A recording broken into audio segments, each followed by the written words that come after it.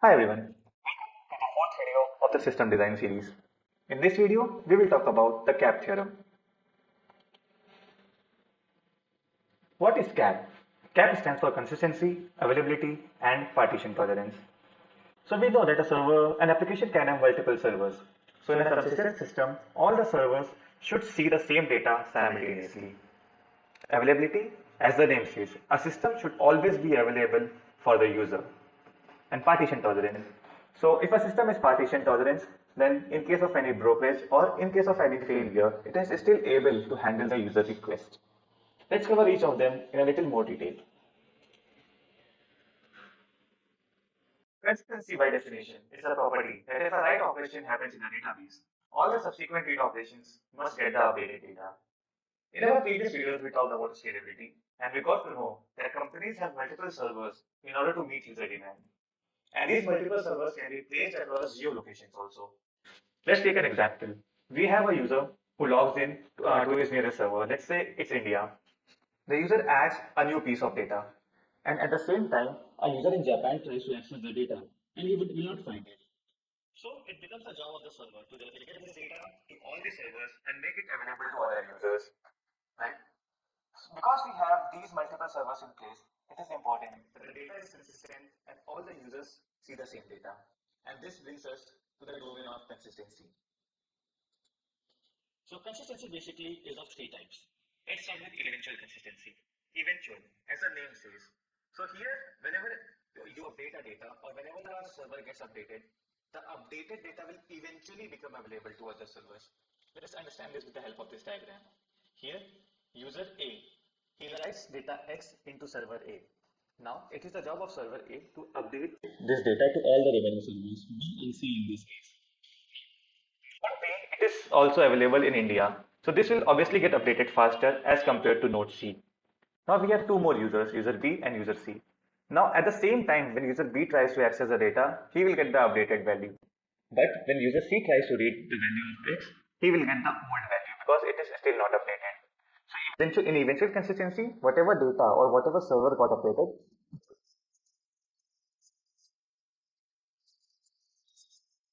of these are DNS and email. So whenever you send an email, so you don't see the sent email immediately. It takes a few seconds for it to update it. And that's what an example of eventual consistency. Next, we have strong consistency. So in this case, what happens if you update the data or if you add a value, the user won't be able to read the old value. They will always see the updated value. Let's look at this example. So we have a similar situation here also, India and Japan data center. User A writes the data. Now, whenever user B and user C try to read the same data, they won't see old data for any moment. So their reading will be blocked. So they will see loading sign or whatever the application wants the user to show. But in this case, the reading will be blocked. So while these servers are getting updated, you won't be able to read the data. And the examples of and the use cases of this are RDBMS and file systems. And lastly, we have weak consistency. So this consistency basically focuses on fast access and not the latest value. So here, whatever value you have, you will see the value and it is not concerned whether the value is updated or not. So if you see, the user A again writes the data, and when user C in Japan tries to read it, he will see the old value. Because the server is not still updated, it won't block you. But the data will get updated after some time. So it's not the data will never be updated. It will be updated, but it might take some time. And since it is concerned only with access, so it will give you the old data immediately. It won't block you. And the use cases of this are video chat and voice over internet protocol. So if you see, whenever two users are on a video call and due to some reason one of the user disconnects, so you don't see the disconnect message immediately. It usually takes some time and the video freezes. So that's what is example of a weak consistency. So what is a consistent system? What are the properties of a consistent system? So we again have a similar diagram here. So in a consistent system, all the users see the same data at the same time, and it doesn't matter which server they are connected to. Second point, when data is written to a single server, it is replicated to all the other servers, and this is the job of the server to do that. Now, if we perform a read operation on a consistent system, are the properties of a consistent system, and we have to make sure that our application is consistent. Next up, we have availability. So the definition says when availability is present in a distributed system, it means that the system remains operational all of the time. Availability is concerned with being available, whether it is service as a whole, information is stored in that service. It has to be available to a user all the time. Availability can also be thought as measure of percentage of time the system or service was active. So that means the service was active 90% of the time in a year, or whatever the measurement period is. Second point says, if your application is available, regardless of the individual states of the node, every request will get a valid response. That means the system will operate as expected even if there are multiple nodes down. The last point says availability of information ensures that an information is always available regardless of the state of the nodes. So availability is all about being available, like I mentioned earlier. So here we have a table, like if a 90%, if your application is 90% available, so that means it was at the downtime, it had a downtime of these many days in an year, of 72 hours in a month and 16.8 hours in a week. But if your application was active these 99.99 something times, that means it was down only for 31.6 milliseconds in a complete year, 2.6 milliseconds in a month, and only 0.6 milliseconds in a week. And this availability is calculated using this formula. So uptime divided by uptime plus downtime. So this is a basic table to give you an idea.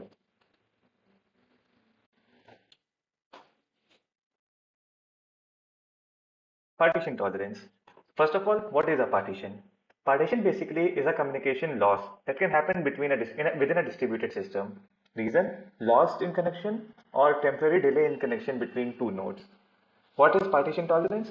So partition tolerance says the cluster must continue to work despite any number of communication breakdowns between nodes in the system.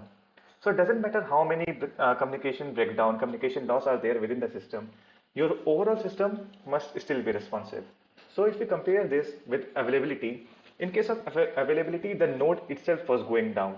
But in case of partition tolerance, the network between two nodes connecting the nodes goes down. So there is just minute difference. And in both the cases, this overall system should still be accepting users' requests and sending a valid response. So that's what partition tolerance says.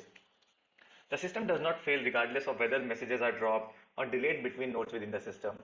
So we know there is a possibility that a request sent by the user can go to any of the nodes. And if that node is not able to communicate with any other node, in that case also, if your system is partition tolerant, though the response will be delayed, but it should still be able to send a valid response. To have partition tolerance, the system must replicate records across all the combination of nodes and networks. So if you keep all the data within one system, and if that node goes down, then it will be a problem.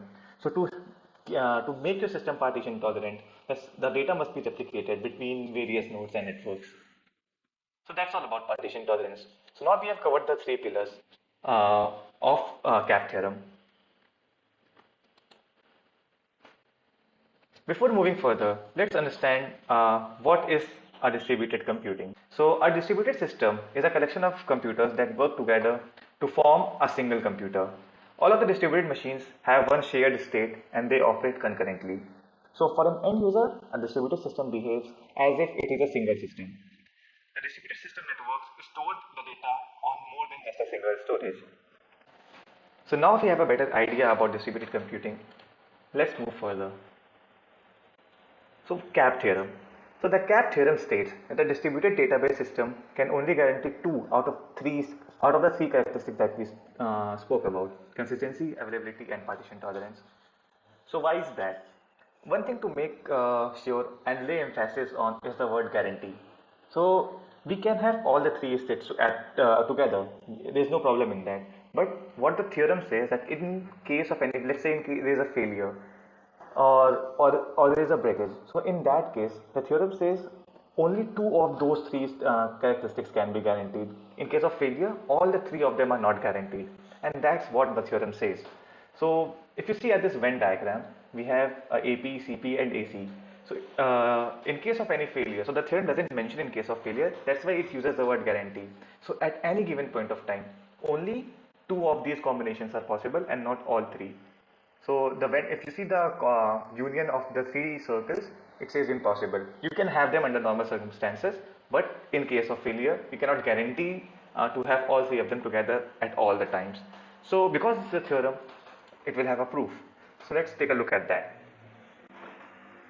We have a diagram to explain you that. So let's say there's a user and we have two nodes, and the communication between these two nodes has broken for some reason. Now user makes two requests. First, to write value of x equal to 10, and second, a read request. Now because this is a distributed system, the requests can go amongst all the servers.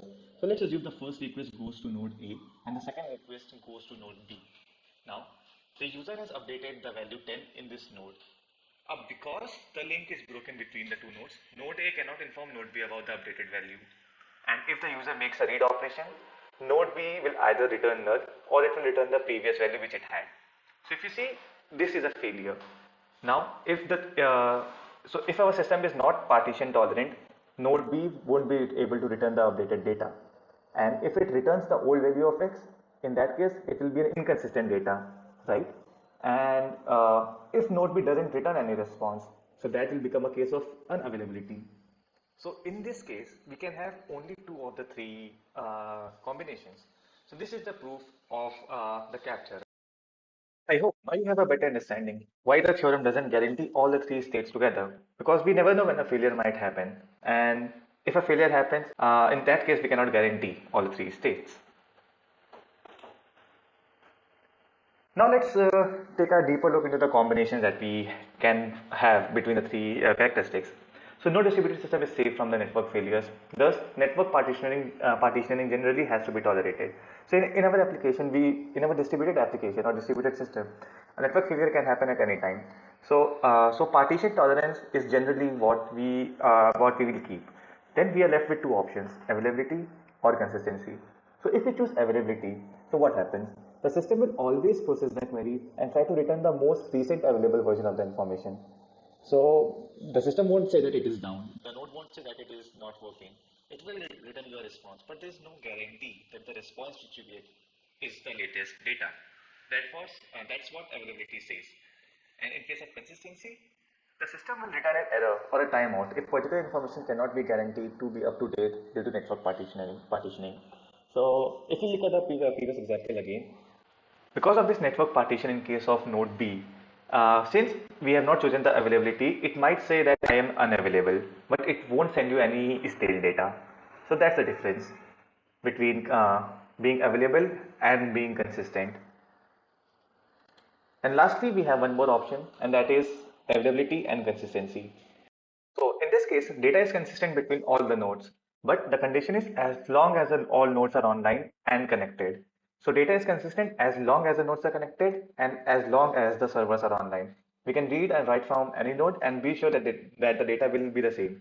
But if we ever develop a partition between the nodes, the data will become out of sync and it won't resync unless and until we resolve the partition. So this is availability and consistency. So this was all about in this video. I hope you learned something new. Thank you for watching.